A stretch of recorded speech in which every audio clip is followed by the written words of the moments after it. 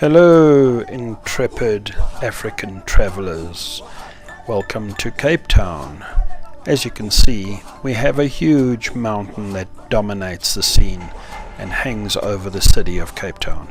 It's called Table Mountain. From the other side of the bay, you can see the most spectacular views of the mountain. What you're looking at now is a very popular sport in Cape Town called kite surfing. Are these beaches cool or what? Check it out.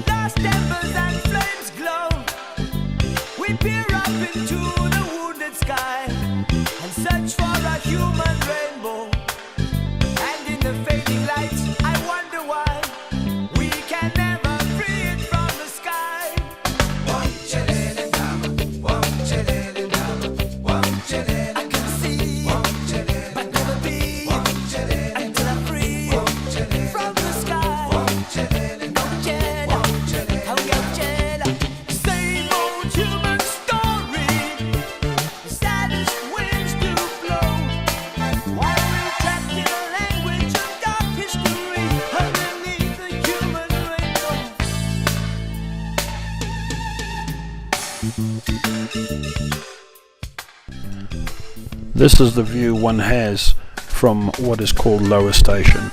This is where you catch the cable car to go up Table Mountain. Table Mountain is 1,085 meters high, which is 3,560 feet, straight up. In Colorado we used to having 14,000 footers, but they don't go straight up like this one.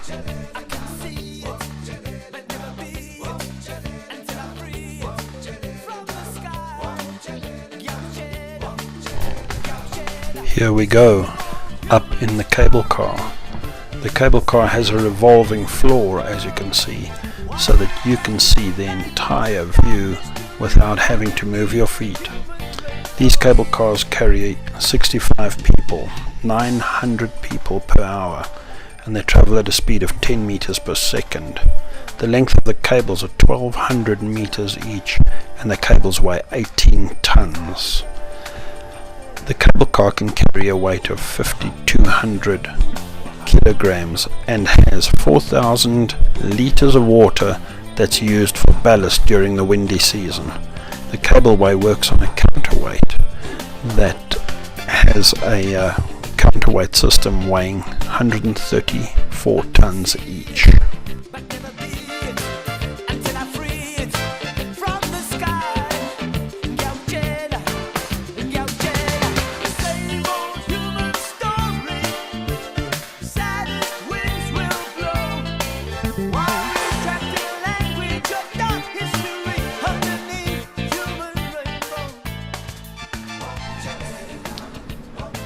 You can buy a one-way ticket in either direction up on Table Mountain. You could either climb the mountain and get a ticket to come back down in the cable car, or you could buy a ticket up and rappel down the mountain. Good luck to you if you want to do that. I'm buying a two-way ticket. Table Mountain is an extremely old mountain. Unverified scientific estimates place Table Mountain as 5 times older than the Himalayas and 6 times older than the Rockies. It was first named by a European whose name was Antonio de Saldanha. That was in 1503. He named it Table Mountain.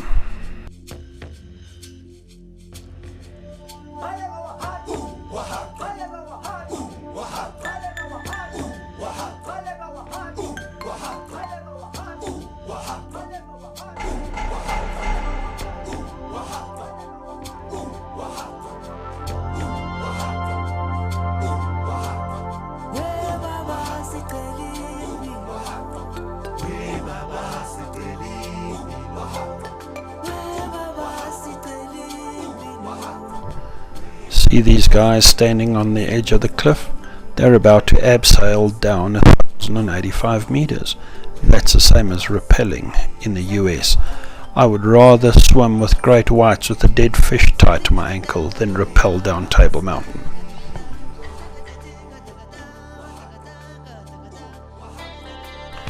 See that island out in the bay? That is Robben Island. It's been a place of banishment since the 17th century. It is also the prison where Nelson Mandela spent 27 years of his life, much like Alcatraz. It's 7.5 miles from the shore and surrounded by great whites, so one didn't escape very easily. We'll be visiting the island when we're in South Africa.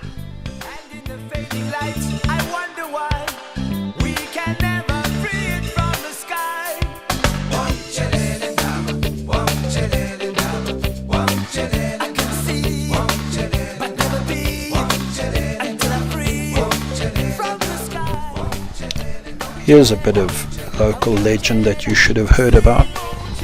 It's called the Flying Dutchman.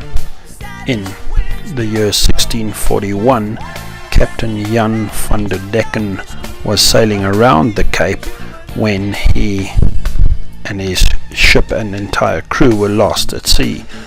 He vowed before going down that he would sail forever until he got home, and therein lies the legend of the Flying Dutchman, and it's on the Cape Coast that sailors have seen the Flying Dutchman.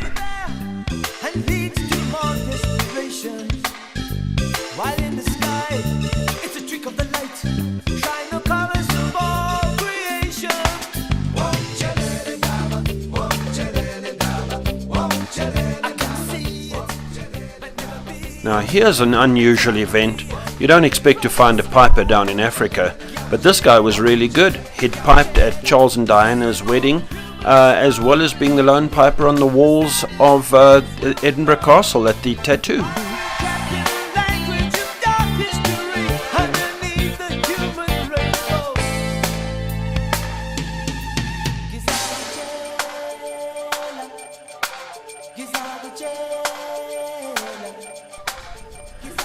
This is where we're going to be spending our first night in Cape Town, at the V&A Hotel in the Cape Town waterfront. This pub's been standing since 1864 in its current form. It's one of my home from homes.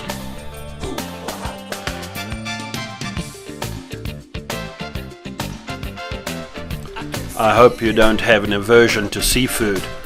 This little meal was 6 lobster tails, prawns, calamari, all the rest of it, $80 including tip.